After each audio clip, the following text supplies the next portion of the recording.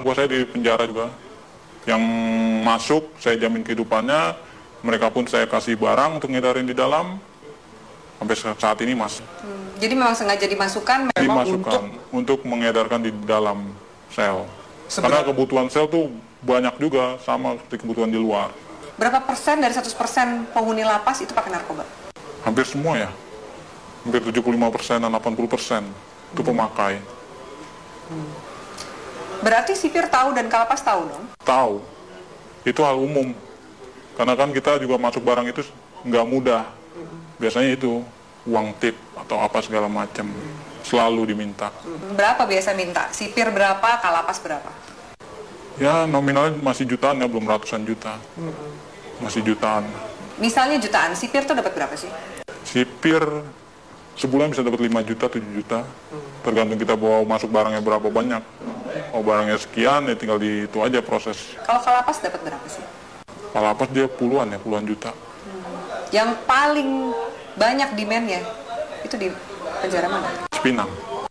Lebih banyak dia bandarnya. Salah satunya banyak kan anak buah saya selama ini. Yang ketangkep di mana, mereka di dalam, ya saya tanggung semuanya. Dia di dalam, hidup keluarganya di luar, saya tanggung semua. Oke. Sampai dia keluar. Sampai dia keluar. Secanggih apa sih bisa ngatur peredaran narkoba Iya. dalam penjara? Alat-alat mereka canggih dong? Canggih. Mereka alat-alatnya lebih canggih dari pemerintah Indonesia sendiri ya. Masa? Iya. Secanggih apa? Dari mulai telepon, mereka pakai satelit, langsung tembus satelit. Tidak ada lagi lewat operator-operator Indonesia. Mereka semua pakai satelit. Jadi nggak bisa disadap? Nggak bisa disadap. Sangat sulit untuk disadap. Tidak akan ada habisnya Indonesia. Karena Indonesia target terbesar di Asia untuk peredaran. Untuk peredaran. Kenapa Indonesia jadi target? Karena demand yang begitu besar? Demand yang begitu besar. Keuntungannya juga besar. Hukumannya juga ringan. Soal hukuman? Iya. Ringan, berarti nggak mungkin bikin jera. Apa sih yang bikin jera aparatnya? Dari mana sih kemudian kalau misalnya mau ngabisin ini gitu? Dari mana sih? Biasanya kalau main di hakim itu buat main hukuman. Peringanan hukuman, segala macam. Anda bayar? Saya bayar. Dalam bentuk uang atau dalam bentuk barang juga Anda kasih? Uang, biasanya uang. Mereka hanya uang. Kadang barang tergantung hakim. Hakim maunya apa ya kita kasih. Banyak klien Anda yang hakim yang make juga? Ada banyak. Ada 10 orang ada. Bagaimana Anda menggunakan uang yang luar biasa banyak ini? Biasanya Anda menghabiskan untuk apa? Biasanya saya habisin buat pesta-pesta aja. Pesta, saya beli barang, segala macam apa, kebutuhan. Kebutuhan dalam arti ya saya lihat orang-orang kaum-kaum yang kurang mampu juga sebenarnya saya kasih. Beramal juga? Beramal. Tapi kan dari duit seperti itu, duit haram, duit panas. Ya, istilah kata buang sial. Kalau di kalangan ini buang sial, harus. Anda nggak takut ketangkep? Enggak. Karena saya percaya, saya di dalam pun saya dijamin. Dan keluar pun masih ada tempat buat saya. Kecuali hukuman mati ya, mungkin banyak yang kapok. Susah nggak sih keluar dari jaringan ini? Sangat sulit. Karena semuanya itu sudah terpantau oleh bos. Kita pun juga nggak tahu kan anak buah bos seberapa banyak. Yang kita tahu kan hanya segelintir orang yang saya percaya ada 30 orang. Mungkin dari lain ini ada lagi anak buah bos yang mantau saya juga.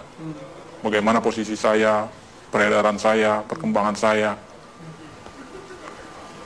Oke. Dari Jakarta sendiri, selain 5 bos Anda ini, Iya, ada juga jaringan-jaringan yang lain? ada. Banyak. Di Jakarta aja ada sekitar 50 jaringan. Yang saya tahu 50 jaringan, mungkin lebih. Itu yang saya tahu.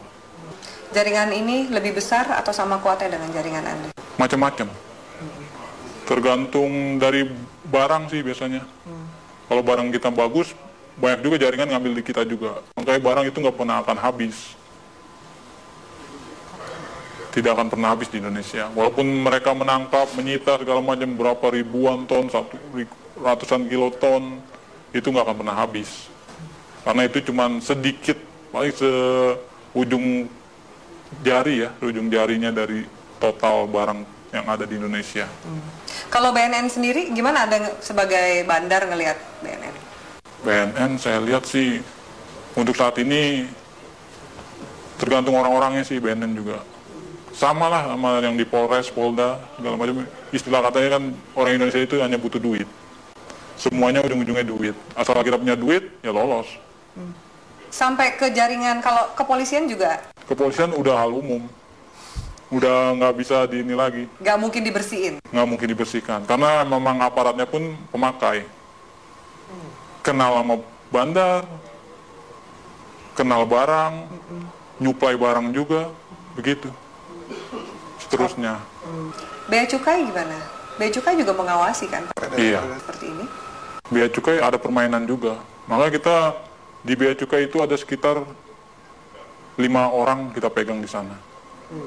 Untuk tiap ininya. Apa peran 5 orang di Bea Cukai ini? Meloloskan barang. Meloloskan barang. Jadi ada pengiriman juga? Pengiriman barang, pengeluaran keluar barang, itu semua lewat dari mereka ini, 5 orang ini. Oke. Anda punya berapa rekening? Ada 10 lebih. 10 lebih. Kurang lebih satu rekening isinya berapa sih?